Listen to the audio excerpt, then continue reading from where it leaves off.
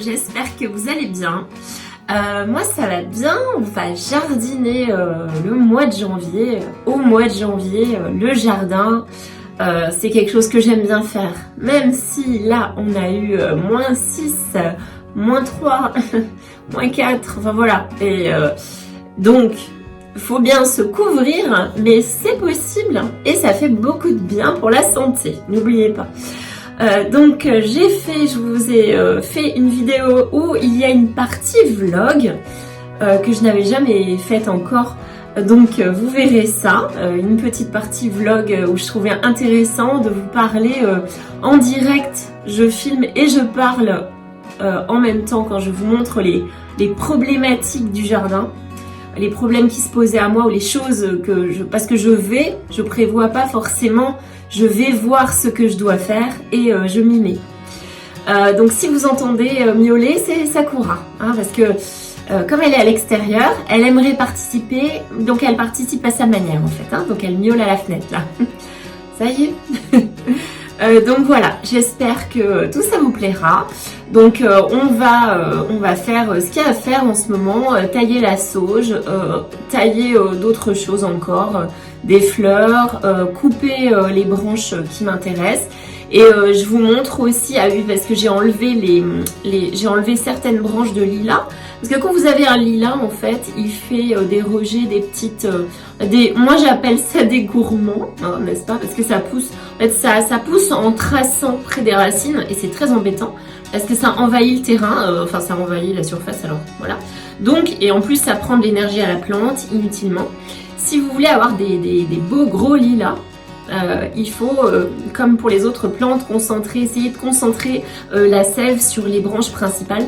Ça veut dire enlever les toutes petites qui sont à la base et qui parasitent le reste. Voilà, donc je vous montre comment je les enlève. Là j'en ai enlevé quelques-unes pour faire de la place. Et voilà, et je suis donc une partie en mode vlog. Donc c'était très sympa, j'ai beaucoup apprécié, mais j'ai eu de la chance parce que dans le quartier c'était calme, c'est pas toujours comme ça, j'avais pas de bruit parasite, voilà. Donc j'espère que tout ça vous plaira et si mes vidéos vous plaisent, n'hésitez pas à vous abonner, à partager et à liker en bas, d'accord? Je vous fais des gros bisous, arrête Sakura. Bye bye. Et coucou, donc on se retrouve dans le jardin sur le côté de la maison et on va déjà supprimer ces sortes, alors moi j'appelle ça des gourmands, donc je vous ai dit, c'est ceux qui poussent en racines traçantes comme ça autour des lilas et il faut les enlever parce que là ça gêne vraiment en plus pour planter d'autres fleurs, j'aimerais bien supprimer tout ça. Et bon le lilas, je ne sais pas si je vais encore le garder, hein. Là c'est les giroflées. Et elles m'ont fait des fleurs alors qu'il fait -3, hein, cherchez l'erreur. Donc là j'enlève ça avec la pelle et je dois avouer que c'est difficile à enlever, hein. C'est vraiment très résistant donc c'était pas évident, mais j'en ai quand même enlevé une bonne partie. Il faut savoir que votre lilas fera de bien plus grosses fleurs si les petites branches ne sont pas trop nombreuses. Donc là il y a déjà des beaux bourgeons, surtout ne les coupez pas, hein, surtout pas en ce moment. Là par contre, faut pas toucher si vous voulez des belles fleurs parce que les lilas, si vous les taillez, des fois vous avez pas de fleurs l'année suivante, hein.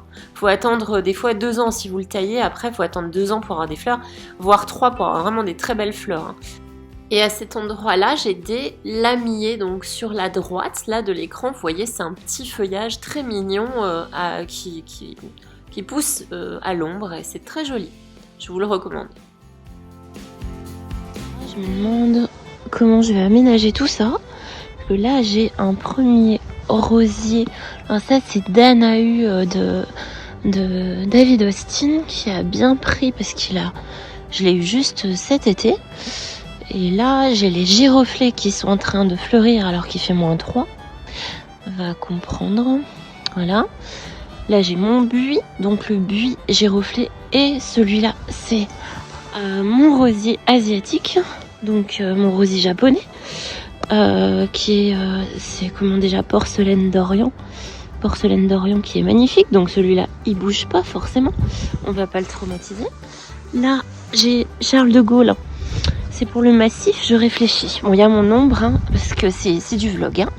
Alors là, c'est le Charles de Gaulle, donc il est déjà très très en forme. Là, j'ai un gros romarin qui m'embête un peu parce que je l'ai déjà taillé et puis plus tu le tailles, plus il pousse. Derrière, j'ai Port Sunlight qui pousse très bien, donc c'est pareil. Là, j'ai Golden Celebration. Et là, j'ai le laurier. Non, le laurier. Oui, c'est ça. La sauge. Voilà, c'est ça que je cherchais. La sauge qui m'embête. Parce qu'elle pousse beaucoup trop. Donc en fait, dans ce massif, il y a beaucoup trop de place pour les aromatiques. Donc j'essaie de trouver des solutions. Là, j'ai un pavot. Faut se souvenir, là, j'ai encore les giroflées. J'adore ça. Vous verrez, c'est trop beau, les giroflées. Là, j'ai encore un buis. Donc voilà, je cherche qui je vais zigouiller en premier, en fait. Et là, j'ai un cognacier du Japon. Et c'est très commun, ça, en fait. Hein. Ça a un joli nom, mais en fait, c'est à tous les ronds-points, il y a ça. Mais celui-là, il est pêche abricot. Et il est très joli. Mais en fait, j'ai commencé par mettre ça quand je m'y connaissais moins. Enfin, quand je savais pas encore trop ce que j'allais faire. Et puis, il prend beaucoup de place pour rien. Puis en plus, il garde pas ses feuilles... en hiver, donc c'est moche. Bon, je vais le mettre ailleurs.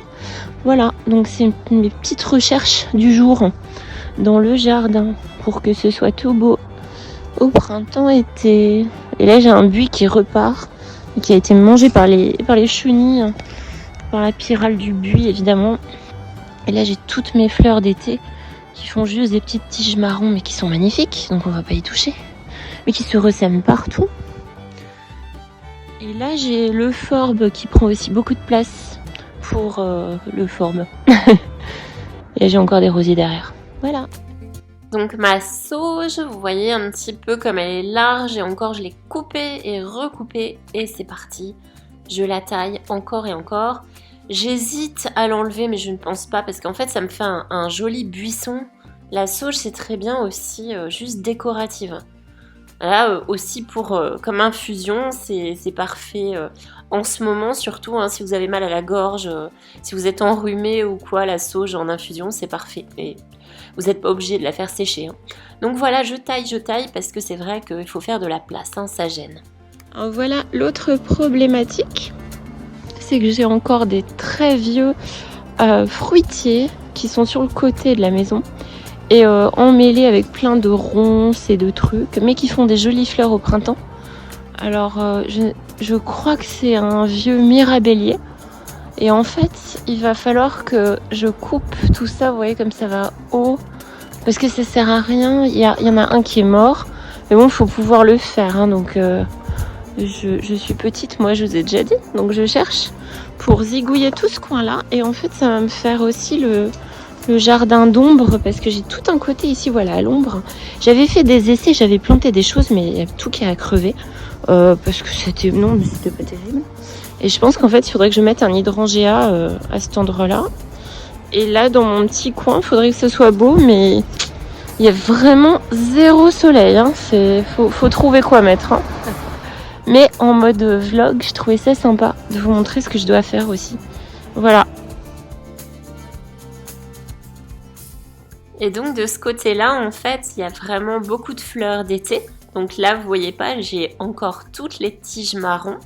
Et je vous conseille d'ailleurs, comme pour moi, de laisser de la hauteur quand même aux tiges quand elles sont fanées. Sinon, vous voyez plus rien, vous ne savez plus où est quoi. Clairement, moi, comme ça se ressème un peu partout, si je laisse pas les tiges marron dépasser, on les voit plus.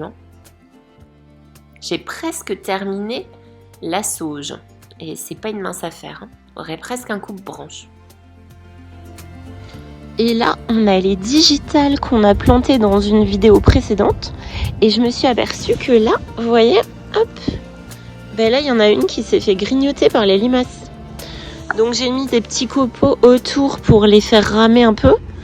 Mais va falloir que je protège ça mieux, sinon j'aurai rien. Celle-là, vous voyez la différence? La différence, celle-là, elle est pourrie, celle-là, elle est en pleine forme. Et celle-là, elle est entre les deux. Donc voilà, et normalement, ça pousse très très haut. J'espère qu'elles vont résister parce qu'en ce moment, là, quand je vous parle, il fait -3. Donc bon, au soleil non, mais il fait quand même -3 quoi. Il va y avoir des jours à -6 et ça va durer. Donc j'espère que ça va résister. Voilà. J'ai hâte de voir ça quand ça aura poussé, ça va être magnifique.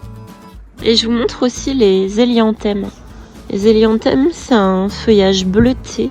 J'aime beaucoup tout ce qui est feuillage bleuté, moi, argenté. Et vous voyez, ça a beaucoup poussé, parce que je l'ai planté, il y avait la moitié en fait.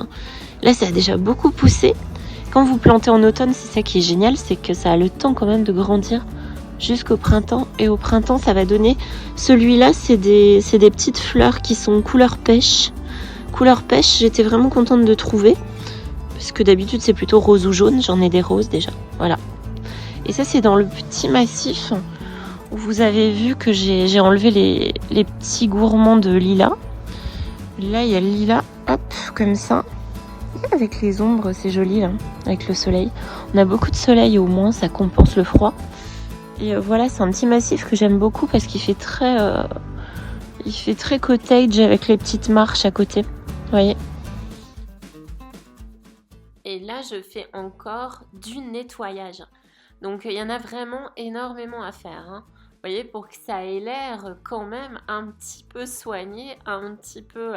Parce qu'il faut savoir que c'est quand même un jardin à l'anglaise, c'est-à-dire que c'est un peu le fouillis parfois. Donc, des fois, c'est bien de mettre un peu d'ordre. Mais c'est pas encore fini, faut pas rêver. Petit à petit. Alors ça, c'est l'herbe à chat. Voilà, la catmint en anglais. Et c'est les Nepeta. Et ça, c'est génial si vous avez des chats. Parce qu'ils aiment beaucoup, ça les apaise en fait. Donc mais ça les attire aussi, alors c'est à double tranchant. Mais au moins s'ils vont ici, ils n'iront pas dans d'autres fleurs et c'est pas plus mal. Et voilà, donc c'est ma gentille voisine qui me les a donnés. Et il faut toujours avoir une très gentille voisine. Ça, c'est vraiment un plus. Et ça fait des petites fleurs violettes semblables un petit peu à la lavande. Vous voyez là, je ne sais pas si vous voyez, mais là, en fait, j'ai encore des feuilles. C'est des petites feuilles. Ça sent très fort. Ça sent un petit peu comme l'eucalyptus. Ouais, un petit peu comme une aromatique assez forte. Et voilà, il a bien poussé. Mais vous voyez par exemple ça, vous le laissez comme ça. Et j'ai les feuilles de mon cerisier qui sont tombées. Donc il y a un paillage, un gros paillage. C'est pour ça que je le coupe pas, parce que ça protège. Ça protège les racines et ça protège du froid. Donc on laisse ça comme ça, c'est très bien. Et ça protège les petites bêtes qui sont en dessous. Alors vous voyez, là en fait, j'essaye, déjà qu'on ne voit pas mon ombre, ce serait bien. Alors j'essaye de tailler le romarin, mais là j'ai fait un carnage, parce qu'en fait il est trop moche, il est trop gros. Du coup voilà, alors vous voyez le problème, c'est qu'il faut quand même que ce soit régulier. Donc je vais tailler, hop là comme ça, voilà, on taille. Alors vous pouvez en faire ce que vous voulez quand même. Le romarin, on en fait ce qu'on veut. Ouais, c'est pas tout le monde qui sera d'accord peut-être, mais moi je fais ce que je veux. Et il va très bien, mais même, c'est toujours en fait les plantes qui nous enquiquinent, qui poussent beaucoup. Enfin voilà, c'est celles en fait dont on se passerait bien qui poussent le plus, souvent. Et pourtant, je lui donne pas beaucoup d'amour. Comme quoi, des fois, de pas forcément leur parler, de pas forcément les aimer, ça fait pas que ça pousse moins vite. Vous me suivez toujours? Vous voyez? Alors là, hop. Vous voyez, je coupe un peu n'importe où, mais en fait, je coupe pour que ce soit... Si on se rend compte... Ah oui, c'est bien là. C'est sympa. Hop. Et là, hop, voilà. Alors ça va repousser de toute façon, donc évidemment. Et là en fait c'est complètement déconseillé je crois, puisqu'il fait -3. Bon, c'est tellement résistant ce truc que voilà quoi. Alors, vous voyez. Et là c'est pas le seul que j'ai coupé. Donc déjà je l'ai ratiboisé, mais il faudra encore que je le fasse parce que ça pousse toujours trop haut et ça me cache. Surtout les prioritaires, chez moi ça cache les rosiers, donc non, les rosiers ont priorité sur tout ici. Donc voilà, le romarin va se faire discret, hein. voilà. Et j'ai des fleurs donc en janvier quand il fait -4, -3, -6. Bon bah voilà. Voilà. Donc là quand même ça fait une sacrée récolte. Avec le romarin on peut faire plein de choses. Déjà des infusions l'hiver pour résister, pour renforcer le système. Ensuite de l'huile pour faire pousser vos cheveux, messieurs. Non, je rigole pas.